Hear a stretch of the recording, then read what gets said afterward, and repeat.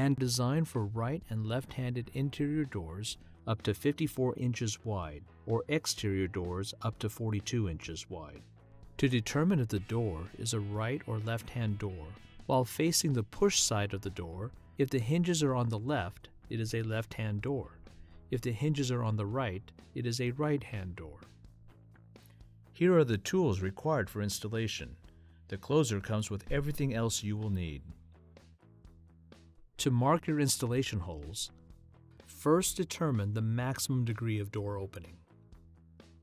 For up to 100 degree opening, measure from the center line of the hinge 7 5/8 inches on the door for the closer and 9 1/4 inches on the bottom of the doorstop for the PA plate.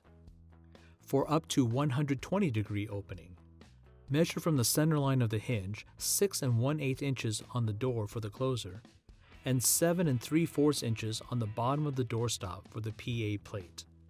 For up to 180 degree opening, measure from the center line of the hinge 4 1/8 inches on the door for the closer and 5 3/4 inches on the bottom of the doorstop for the PA plate. Then, using the mark on the door as a guide, from the bottom of the doorstop, measure 3 1/8 inches down to mark your first hole. Use the following dimensions to measure for the remaining hole locations.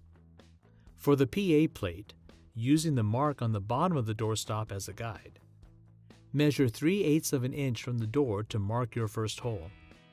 Then, use the following dimensions to measure for the remaining hole locations. Note, the same dimensions apply to left or right-hand doors.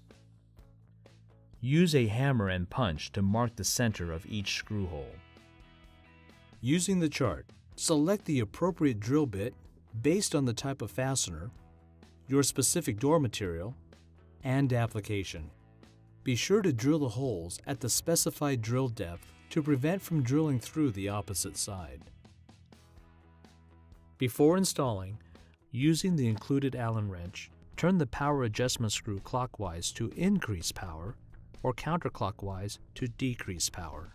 Adjust the spring power of the closer based on the degree of opening and the door width as shown on the chart. Disassemble the forearm from the main arm by removing the elbow screw and both washers.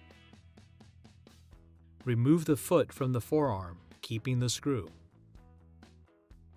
Keeping in mind that the speed regulating valves labeled 1 and 2 will need to be positioned facing the door opening.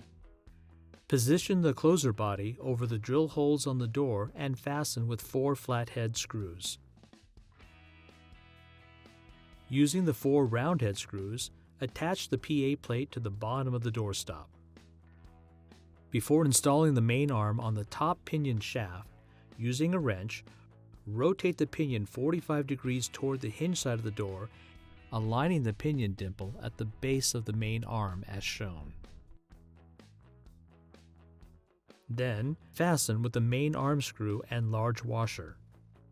Fasten the forearm to the PA plate using the provided smaller washer, spring lock washer, and screw that was removed from the foot earlier.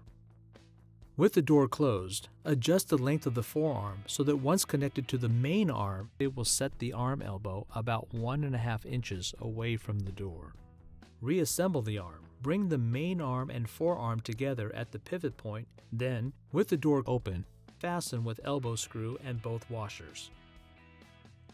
To adjust the back check, which is the resistance to door opening when nearly fully open, turn the screw labeled BC, clockwise for more opening resistance, or counterclockwise for less opening resistance.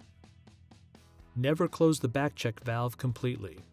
To adjust the speed of the sweep, which is the closing speed from the door being all the way open, turn the screw labeled 1, clockwise for slower, or counterclockwise for faster. To adjust the latch closing speed, which is the closing speed from the door being about 20 degrees open to completely shut, turn the screw labeled 2, clockwise for slower, or counterclockwise for faster. Be careful not to back any of the valves all the way out or a leak will occur. Snap the pinion cap over the pinion at the bottom of the closer.